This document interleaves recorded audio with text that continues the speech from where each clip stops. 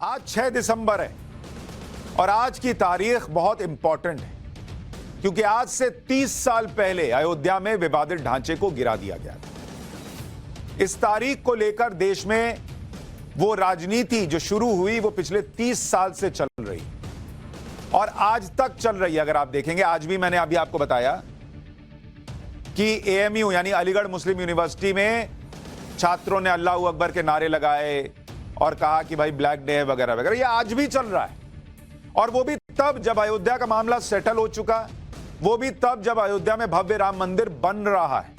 और सेटल भी कहां से हुआ? अदालत से हुआ।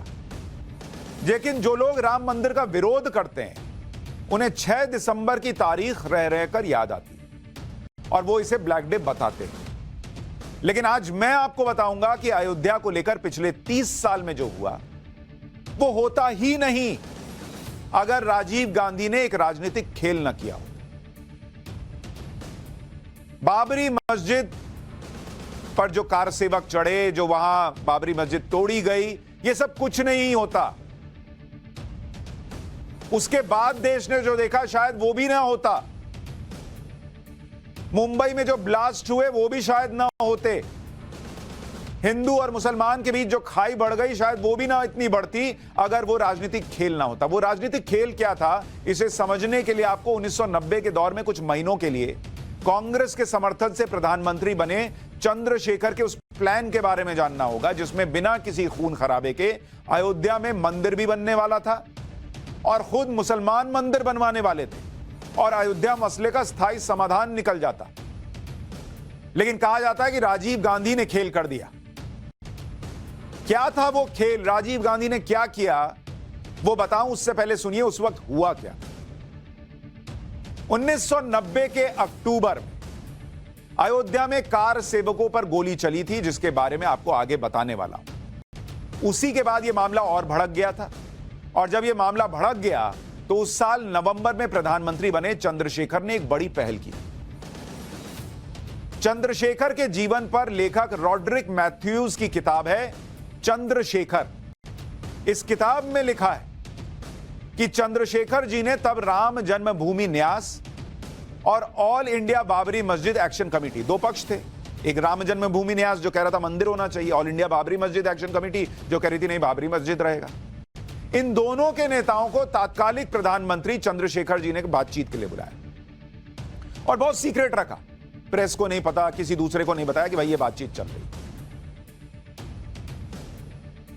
मंदिर पक्ष से बातचीत को मैनेज करने का जिम्मा शरद पवार को दिया गया और मुस्लिम पक्ष से बातचीत को मैनेज करने का जिम्मा बीजेपी के नेता भैरों सिंह शेखावत को दिया गया। और यह बातचीत प्राइम मिनिस्टर ऑफिस में हुई और उसके बाद यह शरद पवार और भैरों सिंह शेखावत को जिम्मेदारी दी गई। लेकिन पीएमओ में क्या हुआ?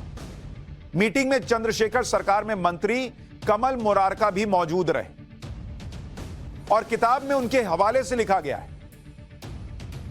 किताब का दावा है कि पहले वीएचपी नेताओं से बातचीत की गई, उनको पहले अलग बुलाया चंद्रशेखर जी, उनसे कहा कि मैं आज प्रधानमंत्री हूं, पता नहीं इस पद पर कब तक रहूंगा, लेकिन जब तक मैं हूं विवादित ढांचे को कोई हाथ नहीं लगा सकता। मतलब उन्होंने कहा कि यह बाबरी मस्जिद को कोई छू नहीं सकता जब तक मैं प्राइम मिनिस्टर।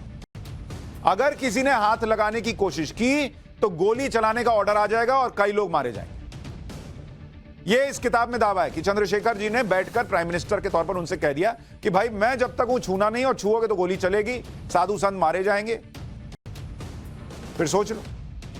तो मतलब एक तरीके से उनको यह मैसेज दिया गया कि वहां पर मस्जिद तोड़ने की बात नहीं हो सकती, मतलब जबरन। फिर उन्होंने अलग से मुस्लिम पक्ष को बुलाया, उनसे बातचीत शुरू की। उन्होंने मुस्लिम पक्ष को बताया कि वीएचपी नेताओं को कह दिया गया है कि ढांचा सुरक्षित रहेगा, आप चिंता मत कीजिए। लेकिन फिर यहां उन्होंने एक ट्विस्ट किया। उन्होंने कहा कि अगर हिंदू मुस्लिम दंगा हो गया, क्योंकि इस देश में 5-6 लाख गांव हैं जहां हिंदू मुसलमान साथ साथ रहते हैं, और अगर मान लीजिए हिंदू मुस्लिम दंगा भड़क गया तो इसे काबू में करने के लिए उतनी पुलिस नहीं है मेरे पास। फिर सोचिए क्या होगा। तो एक तरफ थोड़ा सा डर जो है वो उन्होंने मुस्लिम पक्ष के अंदर डाला, थोड़ा सा डर उन्होंने हिंदू पक्ष के अंदर डाला, क्योंकि जैसा कहा गया है भय बिन होए न प्रीत। तो उनको पता था कि जब तक ये किसका क्या नुकसान हो सकता है ये समझ में नहीं आएगा तब तक ये लोग बातचीत के टेबल पर आएंगे नहीं। तो उन्होंने बड़ा स्मार्टली खेला, हिंदू पक्ष को बोला, मुस्लिम पक्ष को बोला। इस बिना लाग लपेट वाली बातचीत के 2 दिन बाद दोनों पक्ष बीच का रास्ता निकालने के लिए तैयार हो गए। हिंदू पक्ष भी तैयार हो गया, मुस्लिम पक्ष भी तैयार हो गए, और मुस्लिम पक्ष इस बात पर राजी हो गया कि वो विवादित ढांचे की जमीन हिंदुओं को दे देगा।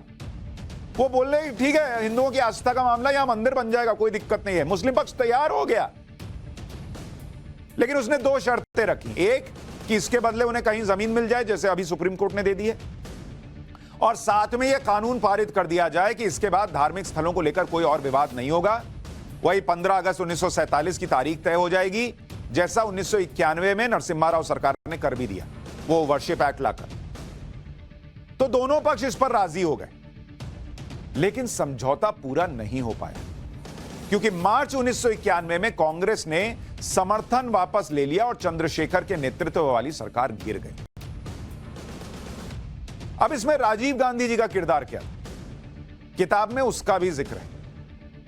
राजीव गांधी ने क्या खेल किया, इसके बारे में लेखक रॉड्रिक मैथ्यूज की किताब चंद्रशेखर में उस वक्त मंत्री रहे कमल मुरारका के हवाले से दावा किया गया कि शरद पवार ने इस समझौते के बारे में राजीव गांधी को बताया था, जिस पर राजीव गांधी ने चंद्रशेखर को फोन करके कहा था कि वो बहुत खुश हैं कि चंद्रशेखर ने यह काम कर दिया, कि मतलब अयोध्या का मसला सॉल्व हो रहा है। फोन पर कहा कि बहुत बढ़िया काम किया। फिर राजीव गांधी ने चंद्रशेखर से कहा कि 2 दिन दीजिए मुझे, 2 दिन, ताकि वो समझौते को पढ़ें और समझ सकें कि क्या है, क्योंकि कांग्रेस के समर्थन से प्राइम मिनिस्टर थे चंद्रशेखर। उन्होंने कहा ठीक है, 2 दिन ले लीजिए। लेकिन इसके बाद 2 दिन में ही राजीव गांधी ने समर्थन वापस लेकर चंद्रशेखर की सरकार गिरा दी।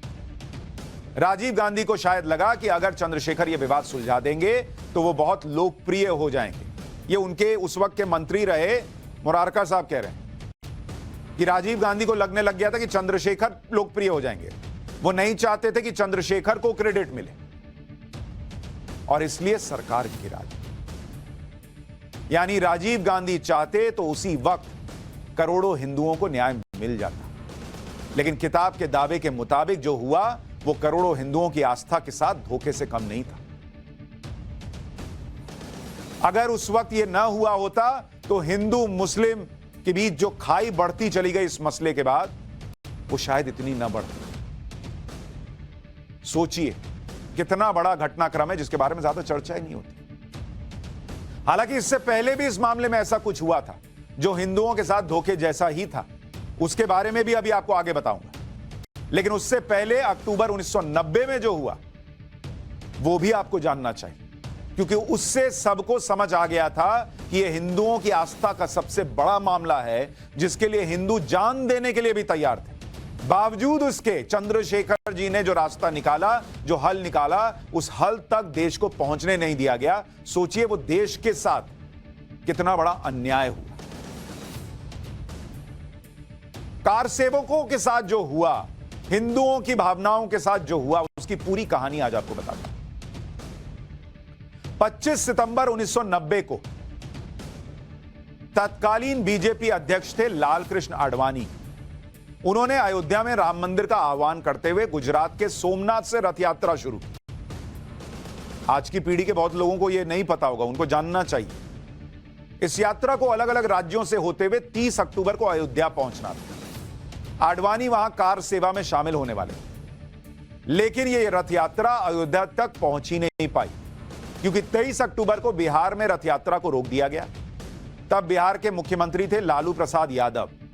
उनके आदेश पर लाल कृष्ण आडवाणी को गिरफ्तार कर लिया गया। लाल कृष्ण आडवाणी तो अयोध्या नहीं पहुंच पाए, लेकिन 21 अक्टूबर 1990 से ही अयोध्या में देश भर से राम भक्त जुटने लगे। उस वक्त लाखों की संख्या में राम भक्त अयोध्या पहुंच गए थे। 30 अक्टूबर 1990 को अयोध्या में कार सेवा की तारीख तय थी और 30 अक्टूबर की तारीख से पहले अयोध्या में कर्फ्यू लगा दिया गया था। तब उत्तर प्रदेश के मुख्यमंत्री थे मुलायम सिंह यादव, और मुलायम सिंह यादव ने कहा था कि बाबरी मस्जिद पर कोई परिंदा भी पर नहीं मार सकता। परिंदा तो पर नहीं मार सकता था, लेकिन कार सेवक मार दिए गए। अयोध्या में अनिश्चितता का माहौल था, अनहोनी का डर था, और इसी के बीच 30 अक्टूबर 1990 की तारीख भी आ गई। वरिष्ठ पत्रकार हेमंत शर्मा की किताब है युद्ध में अयोध्या, उसमें 30 अक्टूबर 1990 का जिक्र है। किताब में लिखा गया है कि सुबह के 8:30 बजते ही राम जन्मभूमि की तरफ पहला जत्था चला तो पुलिस ने उसे खदेड़ दिया। ये लोग हनुमानगढ़ी के सामने आकर बैठ गए। बड़ी संख्या में लोगों को गिरफ्तार किया जा रहा था, लेकिन कैदियों को ले जाने के लिए गाड़ियां नहीं थी। इस बीच वीएचपी के अशोक सिंघल के साथ दूसरा जत्था आ गया। पुलिस ने लाठीचार्ज शुरू कर दिया और जत्थे को रोक दिया। एक लाठी अशोक सिंघल के सिर पर भी पड़ी, जो वीएचपी के नेता थे। सिर से खून निकलता रहा और अशोक सिंघल आगे बढ़ने की कोशिश करते रहे। ऐसे में पुलिस ने उन्हें जत्थे से अलग कर दिया। इसी किताब में उस दिन के बारे में आगे लिखा गया है कि सुबह के 10 बज चुके थे। दूसरे जत्थे पर भी राम जन्मभूमि की ओर निकलना शुरू कर चुके थे दूसरे जत्थे। पुलिस लोगों को गिरफ्तार पे गिरफ्तार कर रही थी। इन्हें ले जाने के लिए एक बस लाई गई और इसमें साधुओं को बैठाया गया, जिनको अरेस्ट किया गया था। बस चलने ही वाली थी कि एक साधु ने ड्राइवर को धक्का देकर बस का अपहरण कर लिया और यह साधु बस को सीधे राम जन्मभूमि की तरफ ले गया और लोहे के 3 फाटक तोड़ते हुए बस को जन्मभूमि परिसर से 50 गज की दूरी तक पहुंचा दिया। इस कोशिश से बाकी साधुओं का भी जोश बढ़ गया। उस साधु का नाम जो ये बस लेकर गया राम प्रसाद था और वो अयोध्या के किसी अखाड़े का था। बस के पहुंचते ही दूसरा जत्था दौड़कर आगे बढ़ा। अच्छा, अब तक अशोक सिंघल के घायल होने की खबर फैल चुकी थी। हनुमानगढ़ी की गली में दबाव बढ़ रहा था। लाठीचार्ज के बावजूद दिन के 12 बजे के आसपास 40,000 कार सेवक सुरक्षा के बाहरी घेरे और लोहे के फाटकों को तोड़कर जन्मभूमि क्षेत्र में घुस आए। देखते देखते 3 कार सेवक गुंबद पर चढ़ गए। 30 फुट ऊंची गुंबद पर चढ़ने और झंडा लगाने की फुर्ती देखकर हर कोई हैरान था। इन कार सेवकों ने पहले गुंबदों में सुराख किया और झंडा लगाकर नीचे उतर आए।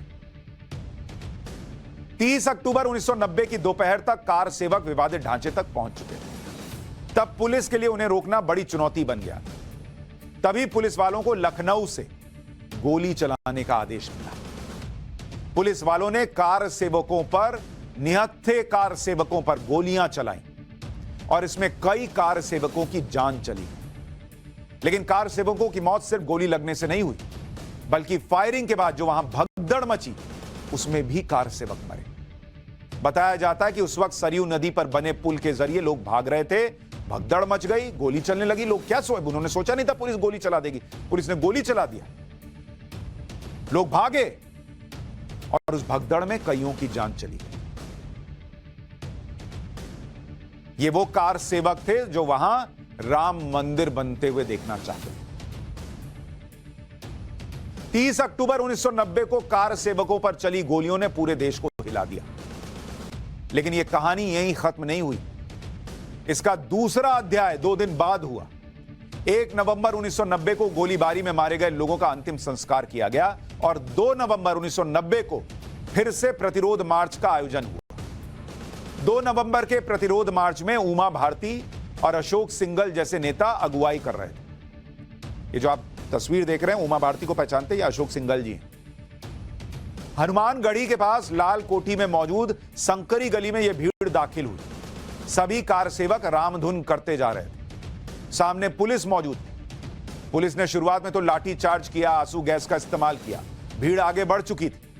इसके बाद पुलिस ने फायरिंग शुरू कर दी। उस घटना के चश्मदीदों का दावा है कि उस वक्त पुलिस के जवान छत से खड़े होकर नीचे गोलियां बरसा रहे थे। इस भयानक गोलीकांड में 40 कार सेवकों की मौत हो गई थी, क्योंकि संकरी गली थी। दावा है छत से गोली चली। वो बेचारे कहां भागते। 40 कार सेवकों की मौत। पुलिस की गोलीबारी के बारे में वरिष्ठ पत्रकार और लेखक हेमंत शर्मा ने अपनी किताब 2 नवंबर 1990 का आंखों देखा किस्सा लिखा कि एक कार सेवक पुलिस की तरफ से फेंके गए आंसू गैस के गोले को उठाकर दोबारा उन्हीं पर फेंक दे रहा था। आंसू गैस के प्रभाव से बचने के लिए उस शख्स ने अपनी आंखों के आसपास चूना लगाया हुआ था।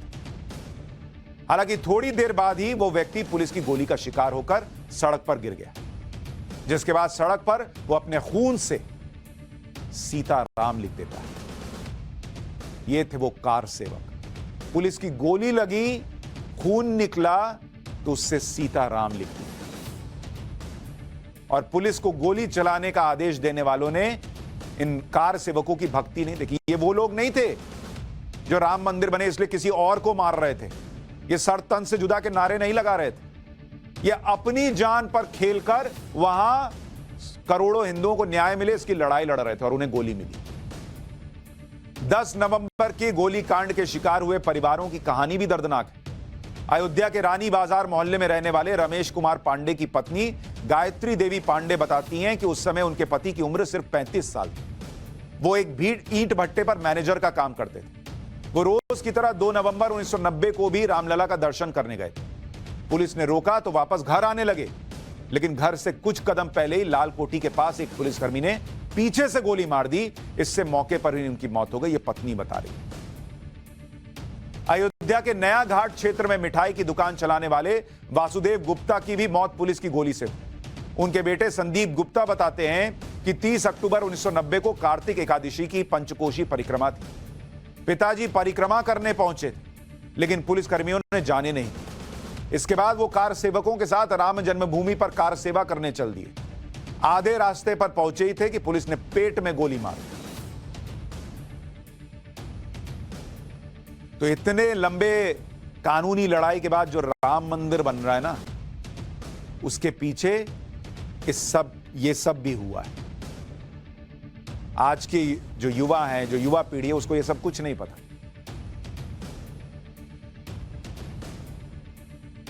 कार सेवकों पर जब गोलियां बरसाई गईं तो उसका शिकार कोलकाता के कोठारी बंधु भी हुए थे। उनकी दर्दनाक मौत ने राम मंदिर के आंदोलन को और उग्र कर दिया।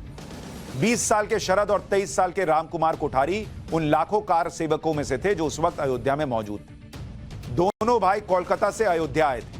कहा जाता है कि इन्हीं दो भाइयों ने ही 30 अक्टूबर के दिन विवादित ढांचे के गुंबद पर भगवा झंडा फहराया था। कोठारी भाइयों के दोस्त राजेश अग्रवाल की किताब अयोध्या के चश्मदीद के मुताबिक 30 अक्टूबर को गुंबद पर चढ़ने वाला पहला शख्स शरद कोठारी था, फिर उसका भाई राम कुमार। राजेश अग्रवाल के मुताबिक 30 अक्टूबर को गुंबद पर झंडा लहराने के बाद शरद और राम कुमार 2 नवंबर को विनय कटियार के नेतृत्व में दिगंबर अखाड़े की तरफ से हनुमानगढ़ी की तरफ जा रहे थे। जब पुलिस ने गोली चलाई तो दोनों पीछे हटकर लाल कोठी वाली गली के घर में छिप गए। लेकिन थोड़ी देर बाद जब ये दोनों बाहर निकले तो पुलिस फायरिंग का शिकार हो गए। दोनों ने मौके पर ही दम तोड़ दिया। 4 नवंबर 1990 को शरद और रामकुमार कोठारी का सरयू के घाट पर अंतिम संस्कार किया गया। उनके अंतिम संस्कार में हजारों लोगों की भीड़ आई थी। अयोध्या में कार सेवकों पर गोली चलाने के वक्त मुख्यमंत्री मुलायम सिंह यादव थे। इस फैसले के बाद कैसे मुलायम सिंह के खिलाफ गुस्सा था, कैसे उनके आसपास के लोग उनसे कटने लगे थे, यह भी आपको जानना चाहिए। उस वक्त मुलायम सिंह के घर मिलने वालों का तांता लगा रहता था, लेकिन इस घटना के बाद उनके घर के बाहर लगने वाली कतारें खत्म हो गईं। जो लोग मुलायम से अक्सर मिलने आते थे, उनके करीबी थे, उन्होंने भी आना जाना और हालचाल पूछना बंद कर दिया। दावा है कि फोन की घंटी तक बजनी बंद हो गई मुख्यमंत्री के घर पर। उन दिनों को याद करते हुए मुलायम सिंह यादव ने कहा था कि 11 दिन के दौरान मेरी तबीयत बिगड़ गई, मैं बिल्कुल अकेला पड़ गया था और आइसोलेट हो गया था। यह सब कुछ मेरी जान पर भारी था। लेकिन मुलायम सिंह ने कभी यह नहीं कहा कि उन्होंने गलत किया, कभी यह नहीं कहा कि फायरिंग से बचा जा सकता। 23 जुलाई 2013 को मुलायम सिंह ने एक इंटरव्यू में कहा था कि उस समय मेरे सामने मंदिर, मस्जिद और देश की एकता का सवाल था। बीजेपी वालों ने अयोध्या में 11 लाख की भीड़ कार सेवा के नाम पर लाकर खड़ी कर दी थी। देश की एकता के लिए उन्हें गोली चलवानी पड़ी। हालांकि उन्हें इस बात का अफसोस है, लेकिन और कोई विकल्प नहीं, और कोई विकल्प नहीं था कार सेवकों पर गोली चलाने के अलावा। फिर 6 फरवरी 2014 को उन्होंने मैनपुरी में एक कार्यक्रम में कहा उनके आदेश पर गोलियां चलाई गई थी। कहा उन्होंने 24 जनवरी 2016 को मुलायम सिंह ने एक बयान में कहा था कि अयोध्या में कार सेवकों पर गोली चलाने का आदेश दिया था। इसका अफसोस है, लेकिन धर्मस्थल को बचाना जरूरी था, इसलिए गोली चलवाई। अफसोस जताया, लेकिन गलती नहीं मानी कि निहत्थे कार सेवकों पर गोली चलवाई। नवंबर 2017 को पार्टी दफ्तर में बोलते हुए मुलायम सिंह ने कार सेवकों पर गोलियां चलवाने के फैसले को जस्टिफाई करते हुए कहा कि अगर उस वक्त देश को बचाने के लिए और लोगों की जान भी लेनी पड़ती तो सुरक्षा बल पीछे नहीं हटते। यह तो उस वक्त क्या हुआ आपको यह बताया। अब एक और किस्सा बताता हूं। राजीव गांधी को लेकर आम धारणा यह है कि जब वो प्रधानमंत्री थे तब उन्होंने हिंदुओं के लिए विवादित ढांचे का ताला खुलवा दिया, बाबरी मस्जिद का, और उन्होंने ही मुसलमानों के लिए शाहबानो केस में सुप्रीम कोर्ट का फैसला पलटकर संसद में कानून बनवाया। इस मामले को कांग्रेस की राजनीतिक सौदेबाजी भी कई बार कहा गया, लेकिन यहां भी हिंदुओं के साथ कैसे धोखा हुआ वो आपको बताता हूं। कांग्रेस के नेता भी दावा करते हैं, कमलनाथ जी ने कहा कि असली राम राज्य तो राजीव गांधी ने शुरू किया था, बाबरी मस्जिद का ताला खुलवा। राजीव गांधी के प्रधानमंत्री कार्यालय में तत्कालीन संयुक्त सचिव और दून स्कूल में उनके जूनियर रहे, जो उनके बहुत करीबी थे, पूर्व आईएएस अधिकारी वजाहत हबीबुल्लाह ने एक इंटरव्यू में कहा था और किताब में भी लिखा कि बाबरी मस्जिद का ताला राजीव गांधी के कहने पर खुलवाए जाने और इसका इस्तेमाल शाहबानो मामले बनाम राम मंदिर करने की बात सरासर झूठ है। सच तो यह है कि पूर्व प्रधानमंत्री को 1 फरवरी 1986 को अयोध्या में जो हुआ उसकी जानकारी तक नहीं थी और अरुण नेहरू को मंत्री पद से हटाए जाने की वजह यही थी। अब आपको बताता हूं कि 1 फरवरी 1986 को हुआ क्या था जिस वजह से अरुण नेहरू की कुर्सी चली गई। 1 फरवरी 1986 को अयोध्या के जिला न्यायाधीश केएम पांडे ने महज एक दिन में पहले यानी 31 जनवरी 1986 को दाखिल की गई एक अपील पर सुनवाई करते हुए करीब 37 साल से बंद पड़ी बाबरी मस्जिद का गेट खुलवा दिया था। यह याचिका फैजाबाद जिला अदालत में एक ऐसे वकील उमेश चंद्र पांडे ने लगाई थी जिनका वहां लंबित मुकदमों से अब तक कोई संबंध नहीं था। जिला मजिस्ट्रेट और पुलिस कप्तान ने जिला जज की अदालत में उपस्थित होकर कहा कि ताला खुलने से शांति व्यवस्था कायम रखने में कोई परेशानी नहीं होगी। तब केंद्र में राजीव गांधी प्राइम मिनिस्टर थे और यूपी में कांग्रेस की सरकार थी। लेकिन इसमें राजीव गांधी और अरुण नेहरू की भूमिका क्या थी आपको यह जानना चाहिए। पहले अरुण नेहरू की भूमिका के बारे में आपको बताता हूं। अरुण नेहरू राजीव गांधी सरकार में तब केंद्रीय गृह राज्य मंत्री थे। वजाहत हबीबुल्लाह ने अपनी किताब में लिखा कि 1 फरवरी 1986 को अरुण नेहरू उत्तर प्रदेश के मुख्यमंत्री वीर बहादुर सिंह के साथ लखनऊ में मौजूद थे। हबीबुल्लाह ने गुजरात के दौरे पर जा रहे प्रधानमंत्री राजीव गांधी से बाबरी मस्जिद का ताला खोले जाने की बात उठाई, जिस पर राजीव गांधी ने कहा कि उन्हें मामले की जानकारी तो अदालत का आदेश आ जाने के बाद हुई और अरुण नेहरू ने उनसे किसी तरह का कोई सलाह मशवरा भी नहीं किया था। यानी राजीव गांधी के करीबी यह दावा कर रहे हैं कि राजीव गांधी ने उन्हें खुद बताया कि बाबरी मस्जिद का ताला खुला, यह तो राजीव गांधी को भी नहीं पता था और कांग्रेस के नेता दावा करते हैं कि यह तो राजीव गांधी ने खुलवा दिया। हबीबुल्लाह के मुताबिक इसी वजह से अरुण नेहरू का मंत्री पद चला गया, जबकि अरुण नेहरू राजीव गांधी के करीबी थे। तो इस ब्लैक डे, जिसको सो कॉल्ड ब्लैक डे मनाया जाता है, इसके पीछे की कई कहानियां हैं जो मुझे लगा आज आपको बतानी चाहिए।